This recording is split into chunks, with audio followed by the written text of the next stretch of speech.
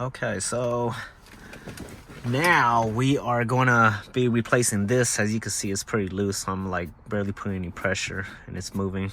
And you can set it to where it's where you need it to be, and then once you start driving, it'll just slowly fall down again. So we did get a replacement from the junkyard.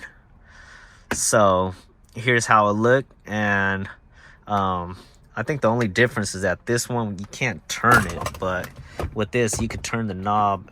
Oh, you could turn the knob and it'll go from like daytime to nighttime. So how we gonna do this is you're gonna be pressing the edge.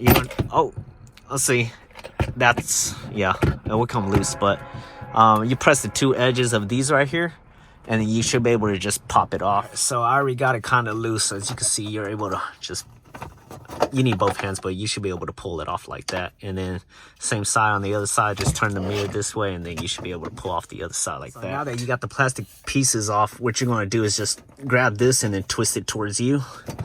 And then don't forget to remove the electrical connector right there and then just replace it with the new mirror. Like that, we have the new one up. As you can see. Oh, you probably can't feel it, but it's on there.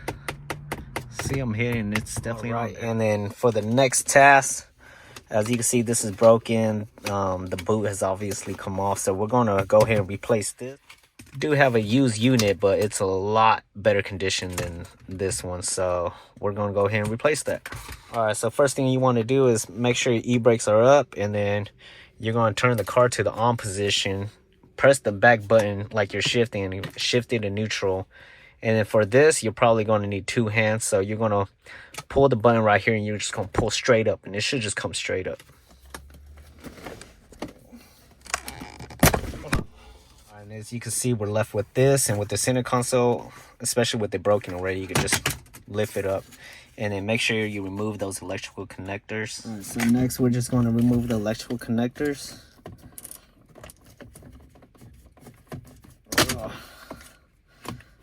There's that. Move this piece. If you have a flat head, that'll be helpful. Oh, there we go. You push the button, you push the bottom down right here and just pull it down. And it should come out just like that. And then in with the new one.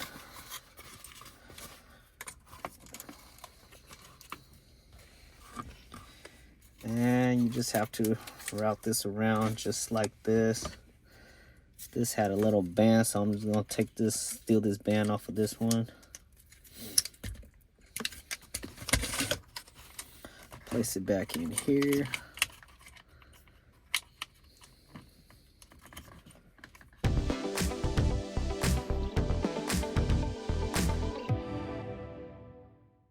Plug these two back in. Color to color.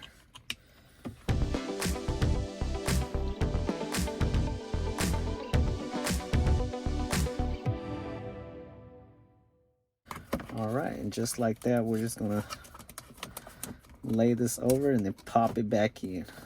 All right, now that we have all the electrical connector all connected, we're just gonna pop this over the shifter.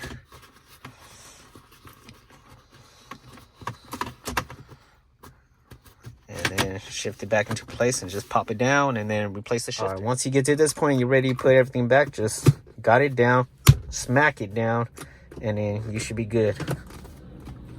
Just like that. All right, and so the next thing we gotta fix are these broken clips right here that hold up the visor mirrors.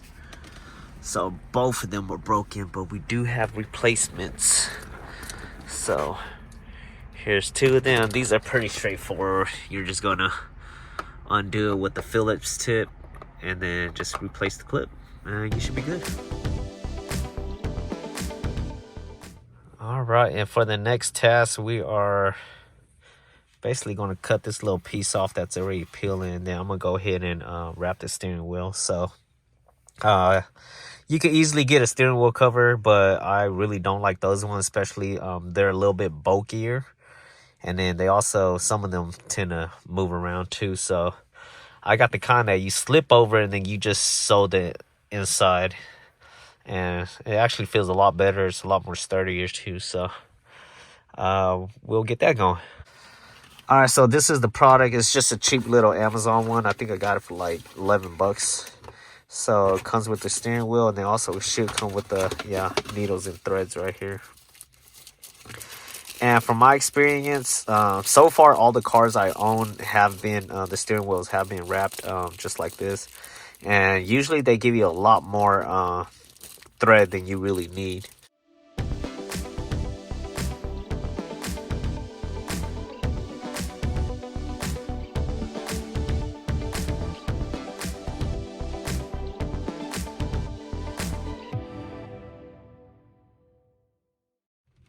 All right, so here's how it kind of looks. I just got a little bit of finish up right here, but just in case you guys are wondering, the steering wheel cover does come with these little threads already on them on the side. So what I've been doing is just been going in one and then going on the other side, and then just getting the one on the other side over here. If you guys can see it, that, and then just going through just like that, and then just pulling it back. And then you just have to hold tension for like the first two or something, and then once you keep pulling tension, once you keep pulling tension, it should hold. And then since I'm not going to go around here, that's why I just kind of fold this one back just to make it look clean. Of course the one in the back is not folded, but I'm not worried about the back. And then basically you're just going to tie it off, and then once you get that, you should be done. All right, job is done. As you can see, I still have plenty of threads left, at least 3-4 feet left of thread. So they definitely do give you enough, and you are basically able to go through every single hole that they have. And after you're done, I mean, the feel is definitely different. Up here you can feel that it is a little thin because of the material that I cut out right here, but I mean, aesthetically it looks great. So yeah, enjoy the new feel and the new look. All right, so I just got done undoing the under tray cover, and would y'all look at this? It is just, as you guys can see, it's a lot of oil just all caked up underneath here. I don't know how it looks on camera, but it looks pretty bad in person. I just want to give you guys an update. I did pressure wash it a little bit underneath here. It does look like there's some, or maybe that's from the previous. Okay, so that's from the previous, but as you guys can see, it's a lot cleaner under here after I sprayed some. I mean, there's still some that I still didn't really get, but majority of it I think I got it, and it looks pretty nice now. I can see a little wetness at that corner right there where the bottom of the block meets, so I think that might be a culprit for one of the many leaks down here. But yeah, it looks a lot better than it did before. So for the most part, it doesn't look too bad. As you can see straight up, that belt needs to be replaced soon. It's all cracked. That corner right here seems to still be part of the oil pan, so the oil pan gasket needs replacing. The other wet spot I found is this this unit right here with the pulley. Like I said, I'm still learning about this car too. This is my first time touching a BMW car, so I'm still just learning.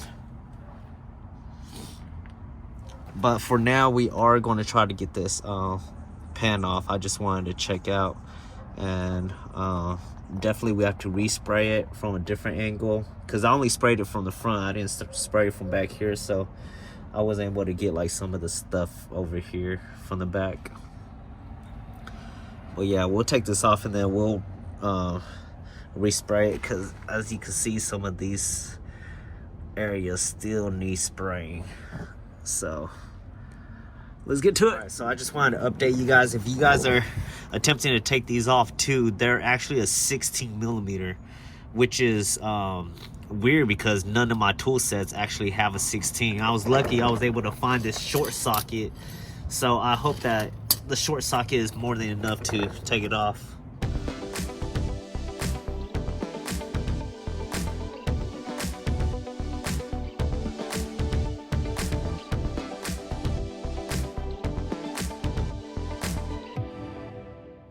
So as you guys can see, that is the under tray for the engine. Oh man, it is nasty. Try to give you guys a close up.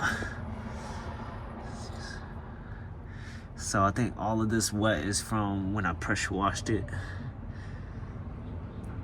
So I'll go ahead and spray these off and then give you guys a little after. But just in the meantime, this is a before.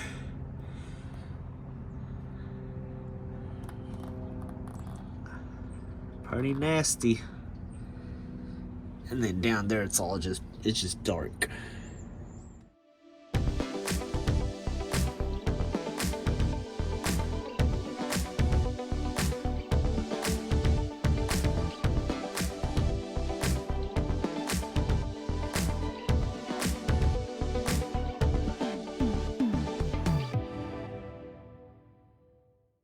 All right, so the underneath got cleaned or sprayed, so it looks a lot cleaner than it did before.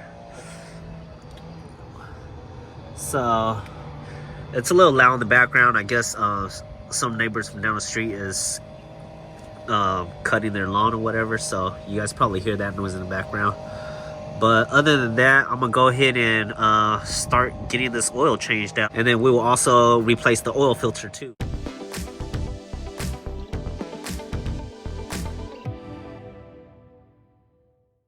Alright, so just wanted to share with you guys something weird that I found. So this is the drain bolt, right? And as you can see, it does have the copper crush washer, but what's all this thread? I don't know if you guys can see all those threading. Let me know if that's normal or not, because I have never seen one in any of the cars I ever done, so that's kind of weird. Alright, so I just wanted to share with you guys this is also my first time opening this oil cap too, which is pretty cool. It has its own little thing, but anyhow, you guys look inside. Hey, doesn't look too bad, huh? Looks pretty clean to me for a car that's sat. This looks pretty nice. Looks promising. Alright, so I think we got majority of the oil kind of drained out. Still coming out, just a little remnants. I'm gonna leave that going, and then next we're gonna tackle the oil filter.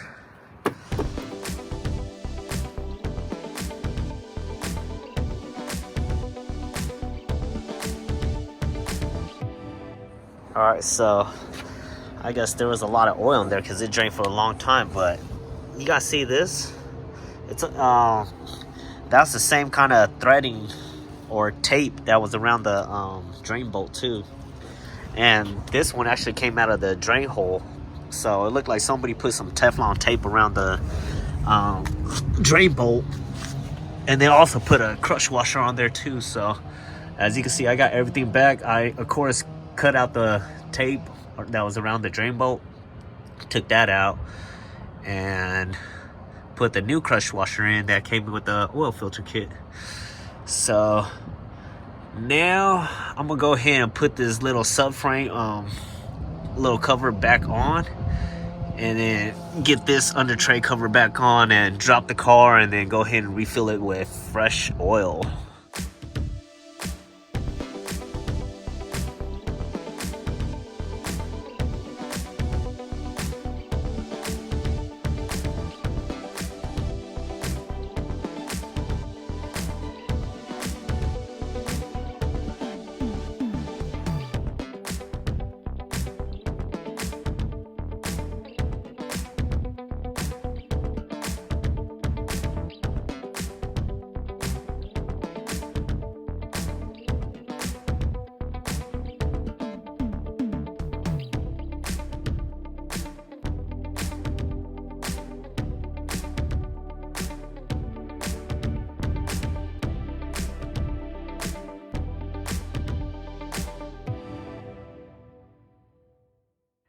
So as you guys can see, my jacks aren't the low profile ones, so it got stuck under the car, so I had to jack this side to get the other jack out. The only thing last here is just to fill it back up with oil.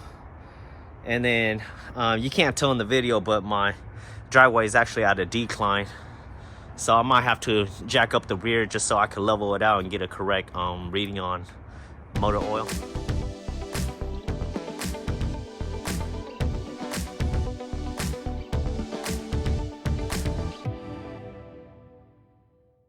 All right, and so all that is completed. I did get the car jacked up in the rear, so trying to get as close as I can to get some pretty accurate reading on the oil level. So right now it's just a little bit past, but I figure since it needs to circulate to get to the oil filter too, I just added a little bit more, so it should make up for that little difference. And if not, then we're leaking oil anyway, so at least that way it'll balance itself out eventually. All right, so I got everything plugged back in, already checked underneath if there was any oil leaks. There's no oil leaks or anything, so we're gonna go ahead and start the car.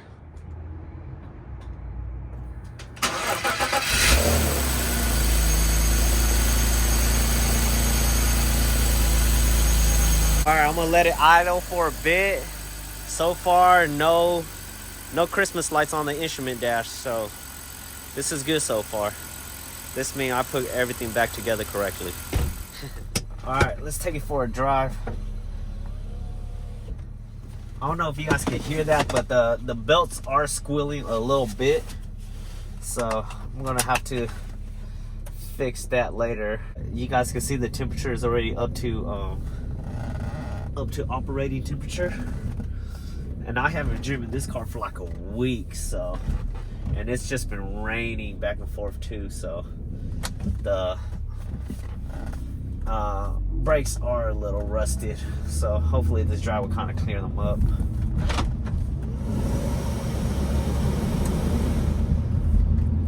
I don't have much battery left on the camera, so hopefully it's enough to get a little bit of good footages before the camera times out.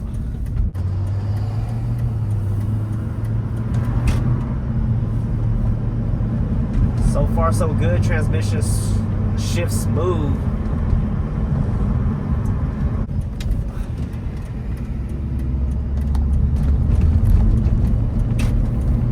Sorry for the glare in the window. I'm trying to defrost it, but I guess it's not going as fast as I want it to go.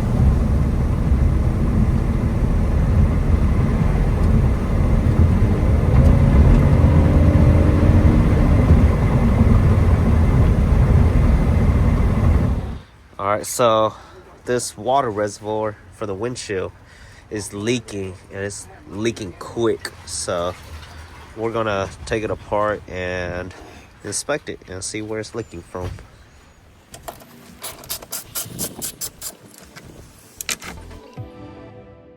Fill this up with water, and we don't see any leak coming from anywhere, so it must be either the hose or something.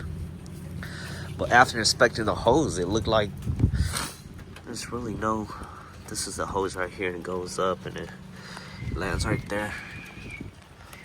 But it looks fine. Huh. Kind of puzzling.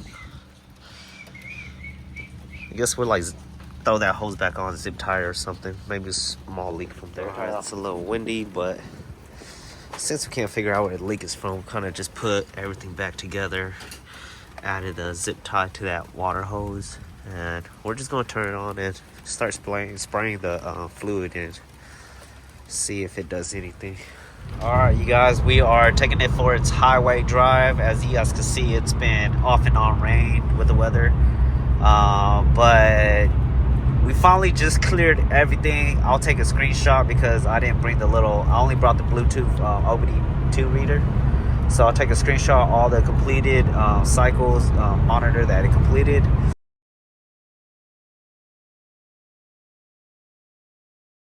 But yeah, the car is finally smog ready. We don't know if it's going to pass, but it should pass.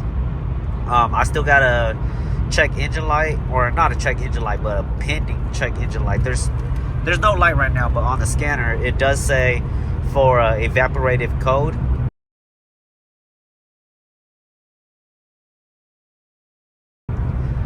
Something with one of the sensors was low circuit or something. I don't know what that means, but I was reading online, California does not test for evaporative for the evap system. So I'm hoping that should get bypassed when we go do emissions. And so this car should be not completely done, but should be done with this whole getting past emission series. Alright, so just want to show you guys the mileage of where we're at. I don't know if you guys can see it. Got that little glare, but we are at 251, 256. So it's a little over 100 miles, maybe even 2. I forgot how much we had. But I'll do the math, subtraction, and all that stuff on the screen.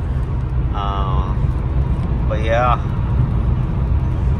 car is ready. So the next video I take will be us taking it to emissions.